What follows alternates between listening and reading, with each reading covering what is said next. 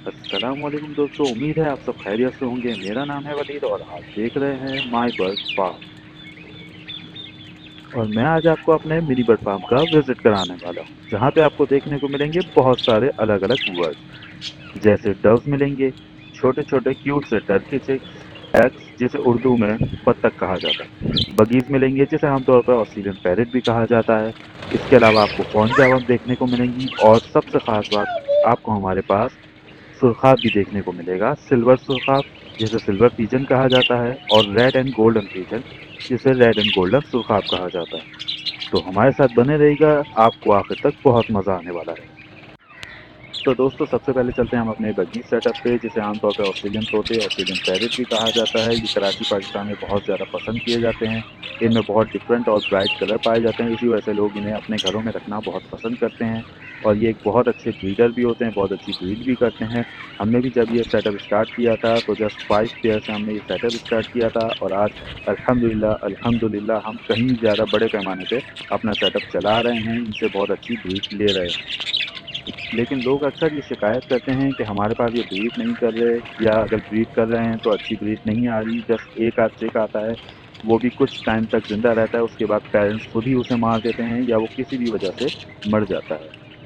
या कुछ लोगों के पास ये इशू आता है कि उनके पास एग्स तो आते हैं लेकिन अनफर्टाइल आते हैं, और किसी के पास एग ही नहीं आते। तो दोस्तों, इसका सबसे बड़ा रीज़न होता है इनकी डाइट, इनका मिक्स फीड, इनका खाना, इनकी न्यूट्रिशन। क्योंकि आप जब भी बर्ड की न्यूट्रिशंस पूरी नहीं करेंगे, उनको अच्छी डाइट नहीं देंगे, अच्छा खाना नहीं देंगे, अच्छा मिक्स फीड नहीं देंगे, तो दोस्तों वो कभी भी अच्छी ब्रीड नहीं करेगा। हर बर्ड को एक अच्छी ब्रीड करने के लिए एक अच्छी न्यूट्रिशन की ज़रूरत होती है, और वो उनको मिक्स फीड से दिया जाता है। तो आप हमेशा अच्छी मिक्स फीड दें, अच्छी डाइट दें, तो इंशाल्लाह हर बर्ड आपके बाद अच्छी ब्रीड करेगा।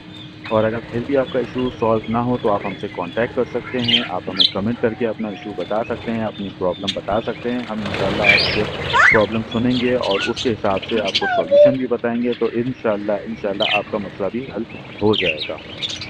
और दोस्तों, अगर आप चाहें तो आप हमसे इनका मिक्स सीड बनाना भी पूछ सकते हैं कि मिक्स सीड में कितना बाजरा होना चाहिए, कितनी कंगनी होनी चाहिए, कितनी कनैल सीड होना चाहिए। क्योंकि आजकल इशू ये आ रहा है कि बर्ड के प्राइस कम होते जा रहे हैं और मिक्स सीड महंगे से महंगा हुआ जा रहा है। आजकल कंगनी बहुत ज़्यादा महंगी हुई भी है। तो इंशाल्लाह हम आपको ऐसा मिक्स सीड बनाना सिखाएंगे जिससे आपकी कॉस्ट भी बहुत ज़्यादा ना जाए और आपका बर्ड भी बहुत अच्छी ब्रीडिंग करे और आपके पास बहुत अच्छे चिक्स आएँ। अब चलते हैं हम अपने जावा के सेटअप पे, जहाँ हमने फ़ॉन जावा लगाए हुए हैं। ये भी हमने माशाल्लाह 5 पेयर ही लगाए थे, तो इनकी माशाल्लाह अच्छी ब्रीड आई थी। अब ये दोबारा ब्रीडर जो है हमारे, वो ब्रीड कर चुके हैं, एग्स दे चुके हैं। और जावा में ये होता है कि हमें इनके डाइट का बहुत ख़्याल रखना पड़ता है, क्योंकि ये अगर डाइट सही नहीं होगी तो इनकी ब्रीड नहीं आएगी। बहुत से लोगों की ये प्रॉब्लम होती है कि वो कहते हैं हमारे पास जावा चल नहीं रहा है, ब्रीड नहीं कर रहा है। तो उसका एक मेन रीज़न एनवायरनमेंट भी होता है, और मेन रीज़न जो है वो ज़्यादातर आपका बनता है मिक्स सीड का। क्योंकि लोगों को नहीं पता होता कि कौन से मौसम में कौन सा मिक्स सीड दिया जाता है जावा को, जिससे उनकी अच्छी प्रोडक्शन आए, अच्छी ब्रीड आए। और यही इशू बाकी बर्ड्स में भी आता है लोगों को, लेकिन ये जावा में सबसे ज़्यादा इशू आता है। तो दोस्तों, अब आ गए हैं हम अपने डेस्क सेटअप पे, और ऑनेस्टली ये मेरे फार्म का बहुत इंपॉर्टेंट पार्ट है, बहुत इंपॉर्टेंट हिस्सा है। क्योंकि इनका काम सिंपल होता है लेकिन आउटपुट काफ़ी ज़बरदस्त आता है। इनका डेली रूटीन देखो तो ज़्यादा कॉम्प्लिकेटेड भी नहीं है, इजीली मैनेज हो जाता है।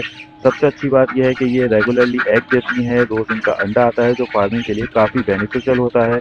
आप देख सकते हैं अभी भी एक एग आया हुआ है, और बाकी एग हम पहले ही कलेक्ट कर चुके हैं। थोड़ी सी केयर और टीवी सेटअप के साथ डक्स को मैनेज करना काफ़ी इजी हो जाता है। इसीलिए अगर कोई बर्ड फार्मिंग स्टार्ट करना चाहे तो उसके लिए डक एक बहुत अच्छा ऑप्शन हो सकता है। आप भी अगर डक का सेटअप लगाना चाहते हैं, डक फार्मिंग करना चाहते हैं, तो हमें कमेंट करके हमसे कंप्लीट गाइडेंस ले सकते हैं। और जैसा कि मैंने आपको बताया था कि हम एग डेली कलेक्ट करते हैं, तो हम डेली एग कलेक्ट करके अपने इंक्यूबेटर में रखते हैं, इनकी हैचिंग कराते हैं ताकि इनसे एक अच्छी और हेल्दी ब्रीड ले सकें, अच्छे और हेल्दी चिक्स डक्स के ले सकें। दोस्तों, अब आ गए हम अपने सबसे क्यूट, सबसे प्यारे और सबसे छोटे बर्ड के पास। ये है टर्की चिक्स।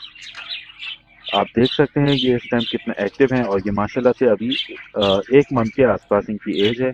अच्छा, टर्की चिक्स में एक इशू बहुत ज़्यादा आता है जो लोगों को परेशान करता है और लोगों को समझ नहीं आती कि ये इशू क्यों आ रहा है या इसमें क्या किया जाए। टर्की चिक अक्सर ऐसा होता है कि वो अपने पैरों पे बैठ जाते हैं, अपने पैर छोड़ देते हैं या बिल्कुल केज में लेट जाते हैं। वो ज़िंदा तो होते हैं, खा भी रहे होते हैं कभी-कभी, लेकिन वो अपने पैर पे खड़े नहीं हो पाते। तो टर्की चिक्स में ये इशू बहुत ज़्यादा देखा जाता है और बहुत ज़्यादा आता है और लोगों को इसकी समझ नहीं आती कि ऐसा क्यों होता है। तो दोस्तों, इसकी सबसे बड़ी वजह होती है इनकी न्यूट्रिशन। अगर इनकी न्यूट्रिशन पूरी नहीं होंगी, इनकी मेडिसिन पूरी नहीं होंगी, तो ये बहुत जल्दी अपने पैर पे खड़े नहीं हो पाते और बिल्कुल बैठ जाते हैं। उसकी वजह एक ये होती है कि ये बहुत जल्दी अपना वेट गेन करते हैं। तो जब वेट गेन करते हैं तो इनको चाहिए होता है कि इनको बहुत अच्छी न्यूट्रिशंस मिले ताकि ये अपने पैरों पे खड़े हो सके, इनकी हड्डियाँ मजबूत हो सके, इनका फ्रेम अच्छा बन सके।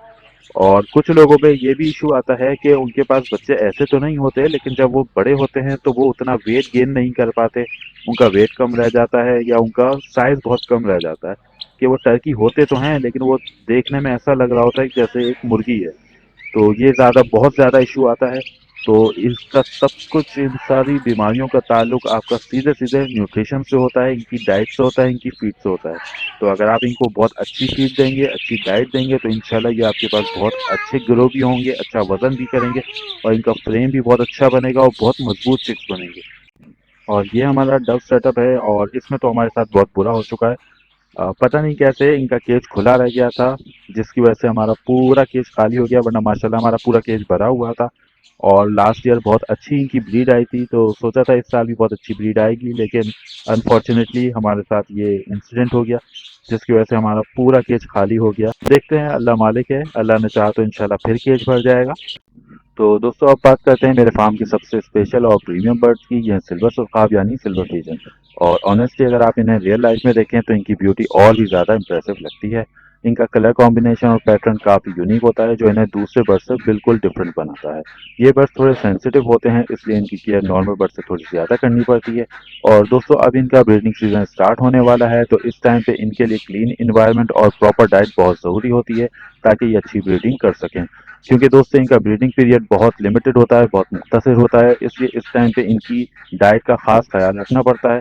लेकिन अगर आप इनकी सही तरह केयर करें तो ये सिर्फ फार्म की ब्यूटी ही नहीं बढ़ाते, बल्कि अच्छी ब्रीडिंग भी करते हैं। आप खुद देख सकते हो इनका स्टाइल कितना यूनिक है, इनकी मूवमेंट और स्टाइल ही इन्हें खास बनाता है, इसीलिए इन्हें प्रीमियम कैटेगरी में रखा गया है। अगर आपको ये बर्ड्स पसंद आया हो तो हमें कमेंट में ज़रूर बताइएगा। तो दोस्तों, अब बात करते हैं रेड गोल्डन सुर्खाब की, जो कि पिजन फैमिली का एक बहुत ही खूबसूरत और यूनिक बर्ड है। इस बर्ड की सबसे खास बात इसका वाइब्रेंट कलर कॉम्बिनेशन है, जिसमें रेड, गोल्डन और ऑरेंज शेड का परफेक्ट बैलेंस देखने को मिलता है। इसी वजह से ये बर्ड अपनी अपीयरेंस की वजह से बाकी बर्ड से फौरन अलग पहचाना जाता है। नेचर में भी ये बर्ड अपनी एलिगेंस और स्ट्रक्चर की वजह से काफ़ी प्रोमिनेंट माना जाता है। लेकिन इसकी ब्यूटी के साथ साथ इसकी केयर भी उतनी ही इंपॉर्टेंट होती है, क्योंकि ये बर्ड थोड़े सेंसिटिव होते हैं और इन्हें कंट्रोल इन्वायरमेंट की ज़रूरत होती है। स्पेशली ब्रीडिंग सीजन के दौरान इनकी डाइट और सराउंडिंग का खास ख्याल रखना पड़ता है, क्योंकि इनका ब्रीडिंग पीरियड लिमिटेड होता है। अगर इन्हें प्रॉपर न्यूट्रिशन और क्लीन इन्वायरमेंट दिया जाए तो ये हेल्दी रहते हैं और अच्छी ब्रीडिंग करते हैं। इसीलिए रेड गोल्डन सुर्खाब को सिर्फ एक डेकोरेटिव बर्ड नहीं, बल्कि एक वैल्यूएबल फार्मिंग बर्ड भी माना जाता है। अगर आपको ये इन्फॉर्मेशन यूजफुल लगी हो तो हमें कमेंट में ज़रूर बताएं। तो दोस्तों, ये था मेरा कंप्लीट बर्ड फार्म सेटअप। उम्मीद करता हूँ आपको ये वीडियो पसंद आई होगी और आपके लिए इंफॉर्मेटिव रही होगी। अगर आपको बर्ड्स पसंद है और ऐसे ही रियल फार्मिंग कंटेंट देखना चाहते हैं तो चैनल को सब्सक्राइब ज़रूर करें, वीडियो को लाइक करें और हमें कमेंट में ज़रूर बताएं कि आपको कौन सा बर्ड ज़्यादा पसंद आया।